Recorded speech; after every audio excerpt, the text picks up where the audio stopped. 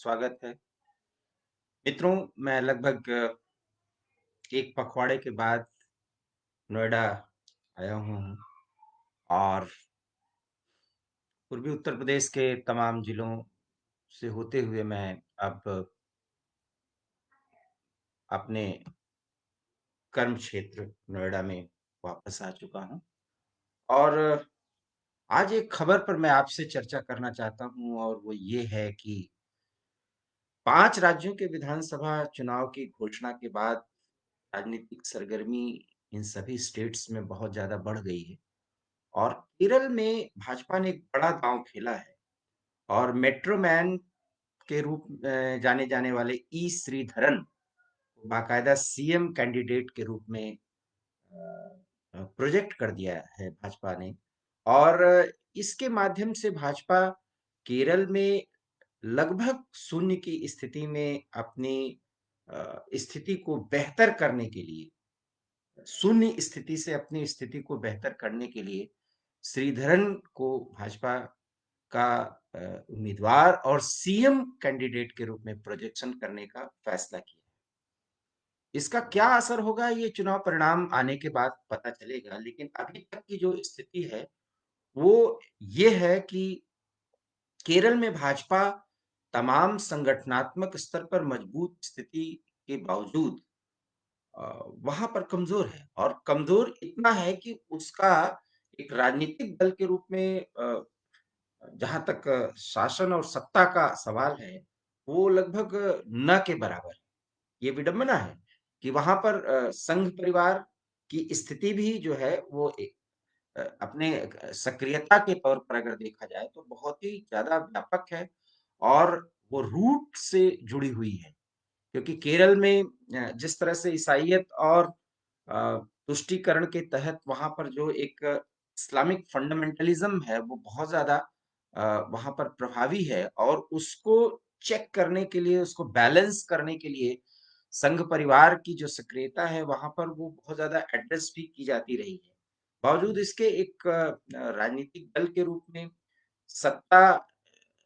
तक पहुँचने में भाजपा अभी तक कामयाब नहीं हो पाई। विधानसभा में कुल उसके 1 सीट पर उसकी जीत मिली है। तो ऐसे में श्रीधरन को न सिर्फ भाजपा में शामिल कराना, बल्कि उन्हें सीधे मुख्यमंत्री के तौर पर प्रोजेक्ट कर देना एक बड़ा दाँव तो माना ही जाएगा। लेकिन इस दाँव के मायने समझिए कि श्रीधरन को उतार कर के भाजपा ने सीधे-सीधे संकेत दिया है कि भाजपा जिस तरह से विकास की राजनीति पर आगे बढ़ती है, केरल जैसे शिक्षित राज्य में और जहाँ पर हिंदुत्व एक बड़ा मुद्दा हो सकता है, वहाँ पर एक ऐसे व्यक्ति को जो विकास पुरुष माना जाता है, टेक्नोक्रेट के रूप में, उनकी जो उपलब्धि रही है, इस 88 साल के ऐज में जो उन्होंने अपना समय बिताया है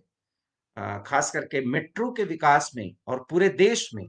और कुछ रेल परियोजनाओं में यहाँ जिसमें कोंकण रेल परियोजना भी शामिल है और दिल्ली से होते हुए तमाम जिन स्टेट्स में मेट्रो मुश्किलों के बावजूद जो एक ज़मीनी हकीकत में नहीं बदलती दिख रही थी, ई श्रीधरन ने अपने प्रयासों से और निश्चित समय से पहले पूरा करने का जो एक बीड़ा उठाया, उसे पूरा किया और ये कह सकते हैं कि मेट्रो मैन के रूप में उन्होंने समय से पहले काम को पूरा करने की कार्य संस्कृति को एस्टेब्लिश किया। तो इस तरह से वो भाजपा में उनका आना, पदार्पण होना और भाजपा में आने की इच्छा उनके द्वारा ज़ाहिर किया जाना। हम आपको बता दें कि मेट्रो मैन को बाकायदा राज्यपाल बनाए जाने की भी चर्चा थी, लेकिन उन्होंने इसको बहुत ही शालीनता से अ, आग्रहपूर्वक जब भी ये सवाल आता था तो उन्होंने अस्वीकार कर दिया था। कुछ सवालों के संवाददाताओं के सवालों के, पत्रकारों के सवालों के जवाब में वो मानते थे कि राज्यपाल एक संवैधानिक पद है और एक संवैधानिक पद पर वो किसी तरह से आकर के कोई ख़ास सेवा नहीं कर सकते समाज की, ऐसा वो मानते थे। और पद पर आने की उनकी कोई बहुत बड़ी चाहत नहीं थी क्योंकि बहुत ज़्यादा उनको सफलता मिली अपने कामों में और उनको बड़ा सम्मान मिला। पद्म श्री और पद्म विभूषण से वो भी सम्मानित हुए। तो ये कई अवार्ड्स उनको मिले और पूरे देश में उनकी एक पहचान बनी रही। तो इन सारे बातों को अगर देखा जाए तो ये कहा जा सकता है कि श्रीधरन को सीधे भाजपा के कैंडिडेट के रूप में प्रस्तुत कर एक बड़ा दांव तो चला गया है, लेकिन हकीकत में अगर देखा जाए तो ऐसा लगता है कि ये जो प्रोजेक्शन है, अगर भाजपा ने कुछ समय पहले कर दिया होता, हो सकता है कि श्रीधरन अ, के रूप में एक ऐसा कार्यकर्ता, एक ऐसा नेतृत्वकर्ता मिलता जो संगठन से पूरी तरह जुड़ गया होता और जो पूरे राज्य में एक तरह से प्रभावी हो सकता था। वो कहाँ से चुनाव लड़ेंगे ये एक बहुत बड़ी बात है, उन्होंने सारी इच्छा अपनी जाहिर कर दी है। लेकिन मुझे ऐसा लगता है कि भाजपा का ये प्रयोग सफल हो सकता था, लेकिन इस प्रयोग में इतने कम समय में वो बहुत ज्यादा सफल हो जाएगा, मुझे ऐसा नहीं लगता। क्यों? क्योंकि इस तरह का एक प्रोजेक्शन आप अगर याद करें, तो किरण बेदी के रूप में सीएम का प्रोजेक्शन किया था भाजपा ने दिल्ली में, और किरण बेदी भी एक आईपीएस के तौर पर, एक सख्त महिला के तौर पर इंदिरा गांधी के समय से उनकी जो लोकप्रियता थी, एक महिला आईपीएस होने के नाते, और विभिन्न क्षेत्रों में आईपीएस रहते हुए, तमाम वरिष्ठ पदों पर रहते हुए उन्होंने तमाम ऐसे प्रयोग किए जिसमें तिहाड़ जेल में भी जो सुधारात्मक प्रयोग किया उन्होंने, वो पूरे देश नहीं पूरी दुनिया में उसकी चर्चा हुई। लेकिन सीएम कैंडिडेट के रूप में जब उनका दिल्ली में प्रोजेक्शन हुआ तो वो बहुत सफल नहीं हो पाई, क्योंकि अरविंद केजरीवाल जिस तरह से चुनाव लड़ रहे थे और जिस तरह से उन्होंने आप पार्टी का एक संगठन खड़ा किया, और संगठन सीधे सीधे जनता से जुड़ पाई, तो उसके कारण किरण बेदी कुछ भी ऐसा नहीं कर पाई जिससे भाजपा को सत्ता तक पहुंचा पाती और वो स्वयं सीएम बनती। और कुछ ऐसा ही प्रोजेक्शन बहुत कम समय में श्रीधरन के रूप में कर दिया गया, जो बहुत लोकप्रिय हैं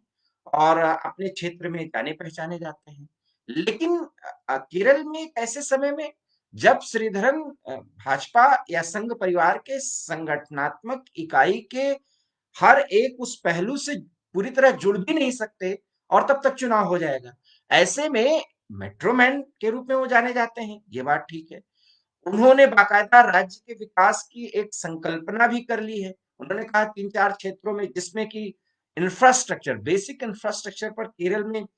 मैं बहुत ज्यादा काम करूंगा, ये श्रीधरन का कहना है। और कई उद्योगों को केरल में आकर्षित करने की बात कही है। तो 3-4 क्षेत्रों में जिस तरह से उन्होंने कहा है, उससे ये लगता है कि श्रीधरन अगर केरल के मुख्यमंत्री बनते हैं, और केंद्र में भाजपा की सरकार है, केरल स्वयं शिक्षित राज्य है,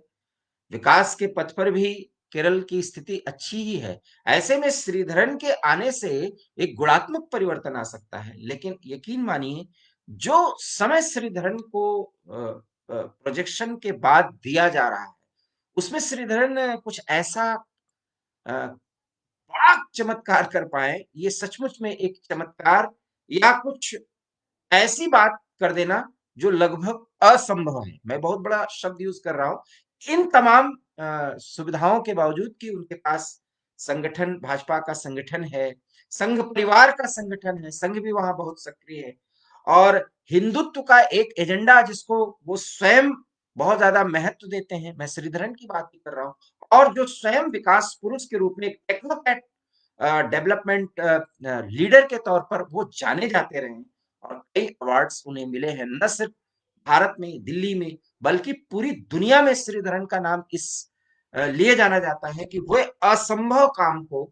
एक टेक्नोक्रेट स्पेशलिस्ट के तौर पर उसको पूरा कर दिखाते हैं। लेकिन केरल में वो भगवा ट्रैक पर भाजपा का मेट्रो दौड़ा पाएंगे, ये अभी फिलहाल संभव नहीं दिखता है, क्योंकि राजनीति और उसको आधार बना करके सत्ता तक किसी पार्टी को पहुंचाना और एक नेता के रूप में एस्टैब्लिश होना, ये भी बात है कि अभी श्रीधरन एक नेता के तौर पर एस्टैब्लिश नहीं किया जा सकते, एक टेक्नोक्रेट के रूप में एस्टैब्लिश हैं, एक उम्रदराज, एक अनुभवी व्यक्ति हैं, और उनकी सोच हिंदुत्व के साथ, विकास के एजेंडे के साथ मेल भी खाती है। लेकिन संगठन के स्तर पर एक नेता के तौर पर अभी वो पूरी तरह से स्थापित नहीं है। ऐसे में मुख्यमंत्री के रूप में प्रोजेक्ट करके उन्हें लेफ्ट ओरिएंटेड जो एलडीएफ है और यूडीएफ जो कांग्रेस नीत यूडीएफ है, उनको टक्कर देना एक बड़ी चुनौती है। और ये चुनौती इसलिए भी खास हो जाती है क्योंकि वहां पर अभी लेफ्ट की सरकार है और ऐसा माना जा रहा है कि इस बार चुनाव में उलटफेर हो सकता है। तो कांग्रेस को भी चुनौती देना है और श्रीधरन जिस तरह से भाजपा की नीतियों से, खास करके प्रधानमंत्री की नीतियों से बहुत ज्यादा सहमत इन दिनों दिखते हैं। हालांकि प्रधानमंत्री की जो एक महत्वाकांक्षी परियोजना है बुलेट ट्रेन, उससे श्रीधरन बहुत ज्यादा इत्तेफाक नहीं रखते रहे। बावजूद इसके भाजपा की नीतियां या भाजपा की विकास परक सोच से वो इत्तेफाक रखते हैं और इसीलिए बाकायदा उन्होंने 25 फरवरी को भाजपा की सदस्यता ग्रहण कर ली और वो पलक्की से जहां वो रहते हैं वहीं से वो चुनाव लड़ना चाहते हैं। एक छोटा राज्य है, अभी डेवलपमेंट से वो बहुत नजदीकी से वास्ता रखता है, लेकिन डेवलपमेंट की जिस रफ्तार की दरकार वहां पर है, वो अभी ऐसा नहीं हो पाया है। हिंदुत्व की लहर भी वहां आ सकती है क्योंकि हिंदुत्व एक एजेंडा के तौर पर केरल में स्टैब्लिश किया जा सकता है क्योंकि वहां पर वामपंथी शक्तियां और खास करके हिंदुत्व का विरोध करने वाली जो एक प्रतिक्रियावादी ताकतें हैं जिसमें पैन इस्लामिक फंडामेंटलिज्म है, वो केरल में प्रभावी है। ये इसको कहने में मुझे कोई गुरेज नहीं है, कोई संकोच नहीं है। ऐसे में भाजपा जिसका संगठन मजबूत है, वो बहुत कुछ कर सकती है। और अगर पिछले चुनाव में जो वोट परसेंटेज है उसे देखा जाए, तो भाजपा अगर संगठन के स्तर पर बहुत प्रभावी रही है, वहां कार्यकर्ताओं की हत्या कुछ बंगाल की तरह ही होती रही है। ये अगर 4-5 सालों का इतिहास देखा जाए केरल में, और संगठन के स्तर पर कई ऐसे मुद्दे भी भाजपा ने उठाए हैं जिससे वहां हिंदू एकीकरण खास करके चुनाव के समय जो उसका जो उस संगठित हो जाते हैं, एक साथ जुड़ जाते हैं, उस समीकरण में हिंदुत्व के एजेंडे को भी ज्यादा प्रभावी बनाया जा सकता है। लेकिन श्रीधरन क्या इन सब सुविधाओं को एक साथ लेकर के और एक विकास पुरुष के रूप में स्टैब्लिश कर सकते हैं अपने आप को? ये एक बड़ी चुनौती है जिसका शायद जो समय उनको मिला है एक नेता के तौर पर और एक कार्यकर्ता के तौर पर, वो बहुत कम है। इसके लिए इसलिए मैं कह रहा हूं ये बात कि इसके लिए जो समय चाहिए अपने आप को पार्टी में एसिमिलेट करके उसी में रच बस जाने का, वो समय उनको नहीं मिला है। और इसी आधार पर मैं ये कह सकता हूं कि ई श्रीधरन जो मेट्रोमैन के रूप में पूरी दुनिया में जाने जाते हैं, भारत में तो वो जाने ही जाते हैं और केरल में भी वो बहुत फेमस हैं। और भाजपा की नीतियों से वो ताल्लुक रखते रहे पिछले 1-1.5 सालों में, समय समय पर ऐसे कयास भी लगाए जाते रहे और उन्होंने संकेत भी दिया था और बाकायदा वो भाजपा के न सिर्फ जो ये कहते हैं एक्टिव सदस्य हो गए बल्कि मुख्यमंत्री के रूप में प्रोजेक्ट भी कर दिए गए, कैंडिडेट भी बना दिए गए। लेकिन उनके इस प्रोजेक्शन पर भाजपा अगर ये सोचती है कि वो सत्ता तक पहुंच पाएगी, मुझे ऐसा लगता है कि शायद ये बहुत जल्दबाजी होगी क्योंकि बहुत कम समय में श्रीधरन से बहुत ज्यादा अपेक्षा नहीं की जा सकती। ये सिर्फ दांव ही है। अगर भाजपा इसी काम को साल भर पहले कर दी होती और श्रीधरन और संगठन एक साथ एक्टिव रूप से एक्टिवेट होते और ज्यादा आक्रामक होते वहां की एलडीएफ सरकार के खिलाफ और वहां की जो यूडीएफ जो एक धड़ा है उसके खिलाफ, अगर भाजपा हिंदुत्व और विकास के मुद्दे को लेकर एक साथ आगे बढ़ती, तो मुझे ऐसा लगता है कि केरल में भाजपा की जो चुनावी तस्वीर होती वो कुछ अलग होती। लेकिन अब बहुत कम समय में श्रीधरन बहुत ज्यादा कर पाएंगे, ये अपेक्षा करना एक दिवा स्वप्न सा होगा, मैं ये शब्द यूज कर सकता हूं। लेकिन इतना जरूर है कि आने वाले चुनाव में श्रीधरन का एक बड़े नेता के तौर पर प्रोजेक्शन, मुख्यमंत्री के कैंडिडेट के रूप में प्रोजेक्शन निश्चित रूप से भाजपा को एक पार्टी के तौर पर, एक तीसरी शक्ति के तौर पर इस्टेब्लिश कर सकता है। और अगर इसके आगे और कुछ गेन कर पाए तो निश्चित रूप से मेट्रो मैन की एक बड़ी उपलब्धि, एक राजनीतिक उपलब्धि और वो भी उम्र के इस पड़ाव पर मानी जाएगी, जो बहुत कम नेता फिलहाल कर सके हैं। केरल पर सिर्फ इतना ही, बाकी के सभी राज्यों पर आप तमाम विश्लेषण देख रहे होंगे, लेकिन इतना तय मानिए कि अब किसान आंदोलन जिस दौर में पहुंच चुका है, उससे साफ हो चुका है कि ये सिर्फ तथाकथित किसान आंदोलन कांग्रेस और कुछ अन्य पार्टियों द्वारा प्रोजेक्टेड था, जिसमें बाहरी तत्व और बाहरी देश भी शामिल थे। और अब जिस तरह से राकेश टिकैत कांग्रेस के एजेंट या कांग्रेस के नेता के तौर पर अपने आप को प्रोजेक्ट कर रहे हैं, उसका असर बंगाल के चुनाव पर, उसका असर पुडुचेरी और असम के चुनाव पर क्या होगा, इसका विश्लेषण हम बाद में ज़रूर आपसे करेंगे, क्योंकि ये वीडियो लंबा हो जाएगा। लेकिन इतना तय मानिए कि केरल में श्रीधरन की एंट्री एक नेता के रूप में, और वो भी भाजपा के नेता के रूप में, निश्चित रूप से चुनाव को बहुत दिलचस्प बनाएगी। लेकिन एक बड़ी उपलब्धि हासिल करना, एक बड़ा रिजल्ट पा लेना, अगर पार्टी ऐसा सोचती है या भाजपा को पसंद करने वाले लोग ऐसा सोचते हैं, तो ज्यादा ही सोच रहे हैं। लेकिन इतना जरूर है कि ई श्रीधरन उम्र के इस पड़ाव पर भी योगी हैं और आध्यात्म में विश्वास रखते हैं, और मेट्रो मैन के रूप में रिटायर्ड होने के बाद वो किताबें पढ़ने और योग में बहुत समय लगाए हुए हैं, और हिंदुत्व और विकास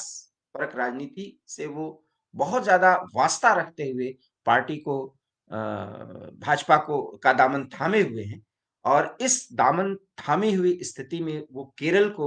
विकास की नई ऊंचाई पर ले जाना चाहते हैं। ये उनकी हसरत पूरी होगी या नहीं, ये तो चुनाव के बाद पता चलेगा। लेकिन इतना तय है, केरल का चुनाव भी आने वाले समय में